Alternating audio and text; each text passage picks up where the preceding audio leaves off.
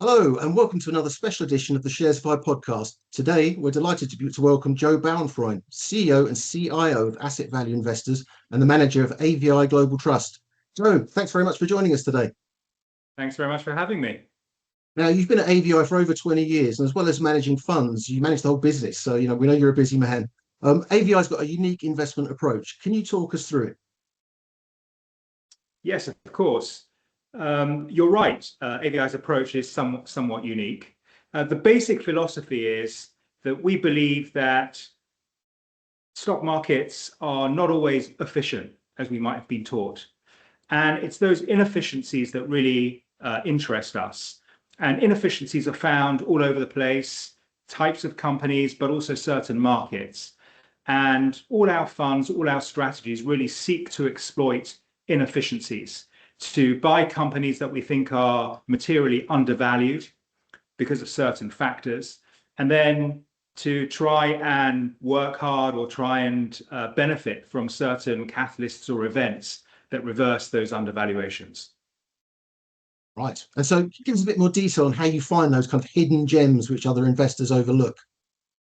Well, we've got a proprietary database. We've been fishing in this pond for, as you say, quite a few years, probably close on 40 years within AVI as a whole. And so we've built up quite a lot of experience and knowledge in certain markets and in certain types of companies. We like companies that have got asset backing. We like companies that are perhaps more complex, that have complex ownership structures, that are less researched, less liquid, controlled by families, for example, or businesses that might own a mix of both listed and unlisted assets where the valuations are less certain. And it's those kind of situations that most investors don't like. They like an easy life. They like to benefit from sell-side research, telling them what to buy, what to sell. And they also like to pigeonhole their investments into different geographies, different sectors, different styles. And it's that whole mishmash of things that really appeals to us. And certainly where other investors aren't looking, typically you find undervaluation. And we've been through a period of time over the last 10, 15 years where passives have grown, have exploded really. And passives buy whatever is in the index. And what that means to us is that attention is on the biggest, largest, most liquid companies, and it's not on the other types of companies. And that's where we tend to fish. So Joe, once you've got your list of companies that kind of meet your criteria, without telling us a special source, how do you then choose the ones that you think have got the best return opportunities? Yeah, well, that is a good question, and we don't always get it right, but we try. The broad idea is that going back to that whole framing of markets being efficient or inefficient is that if you believe markets are efficient and you find something that's ostensibly cheap, well, then the market is just giving you a warning to stay away. So the first question we ask ourselves is the market right or are we right? And in many cases, the market may well be right. The market may well be efficient. But if we find things, those hidden gems, as you say, where we think the market is missing something, then the question we ask ourselves is, it's great to buy something when it's cheap, but hope that it's going to reverse is not a sufficient strategy. We need to see some kind of catalyst. And the catalyst can take a number of different forms. In some cases, management could be bothered by the undervaluation. They could be pursuing a strategy to unlock value. It differs from situation to situation, but if we've got management on our side doing share buybacks, better communication, telling the market that you're wrong, or we've got management selling a business, selling an asset, and then proving to the market what it's worth, that could be quite helpful. And then in other situations, we roll our sleeves up ourselves and do the hard work and the heavy lifting. And that's us being an activist shareholder in some cases, pushing management privately, publicly, whatever the situation demands, to do something about the undervaluation. Right. Yeah. And could you maybe give us one or two examples of companies where you've deployed your activist approach and that's really generated strong returns for shareholders? Yeah, so the two areas where we pursue a most explicit activist strategy are in Japan, where we've been heavily involved over the last 7 or 8 years, focusing on small cap companies in Japan that have got both decent operating businesses, but also very inefficient balance sheets. And a lot of our activism in Japan focuses on really both those elements, maximizing the value of those good businesses, really sweating those assets, but at the same time, forcing and encouraging companies to be more efficient about capital allocation, about balance sheet management, in short, telling them not to blindly accumulate endless amounts of cash on the balance sheet and do something, but do something productive with that.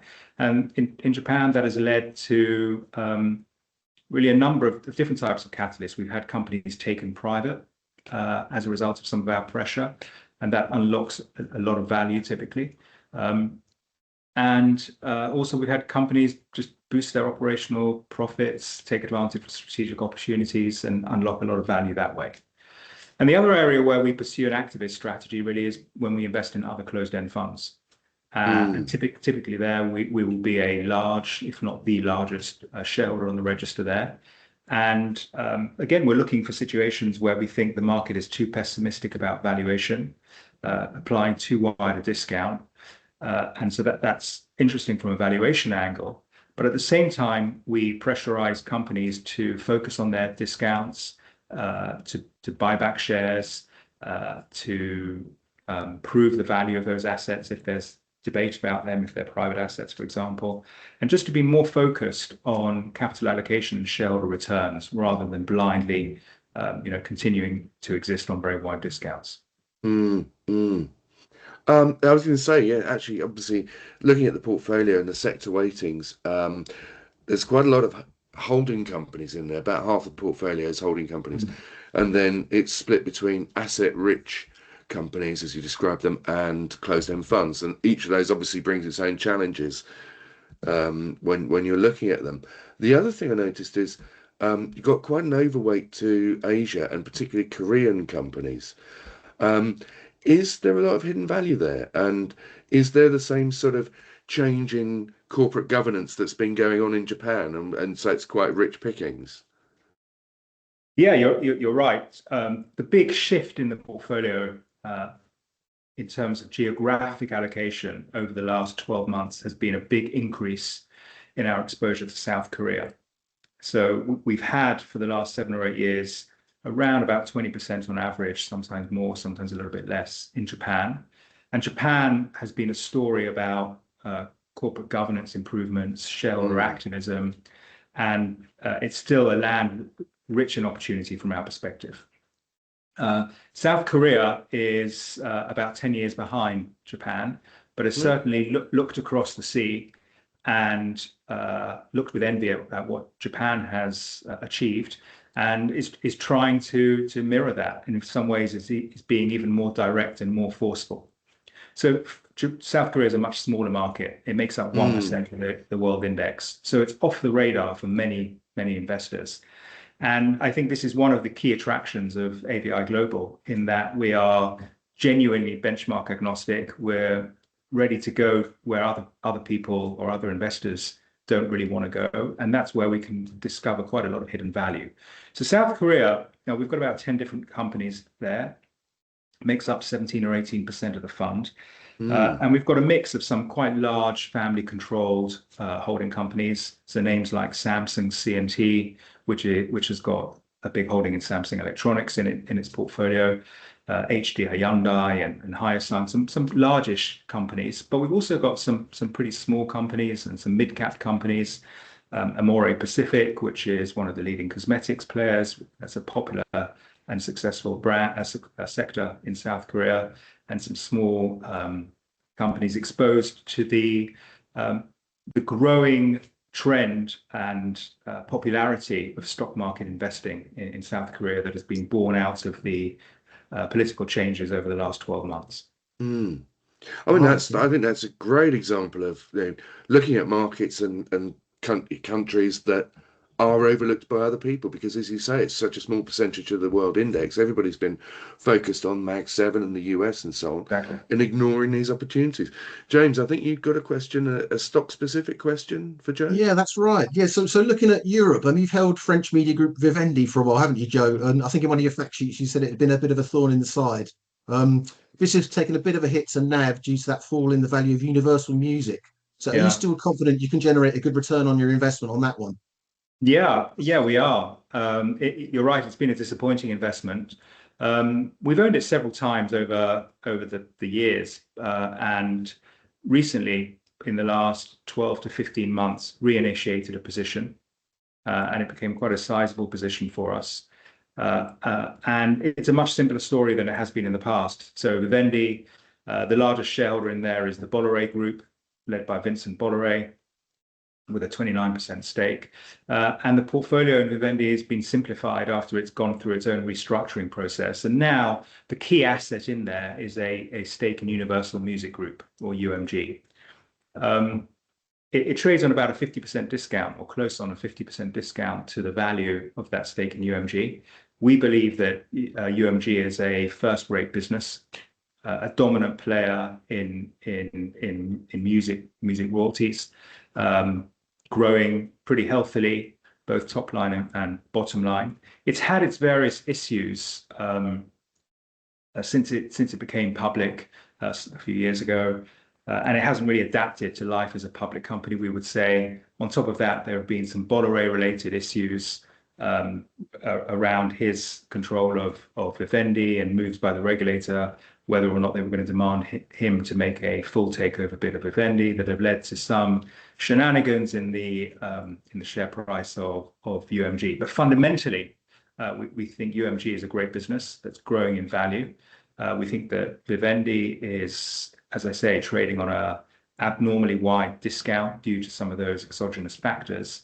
And as you will have seen recently, there's been moves by Pershing Square, Bill Ackman at Pershing Square, to launch a takeover bid, a potential takeover bid of Universal. And we'll see how that plays out, and we'll see what the board's response to it is. But fundamentally, at the heart of what he's trying to do is to pressurize management to address the same undervaluation that we point to, and also to try and get its listing moved from Europe across to the United States, where there's likely to be a better following, a better understanding of the business, and hence a better rating.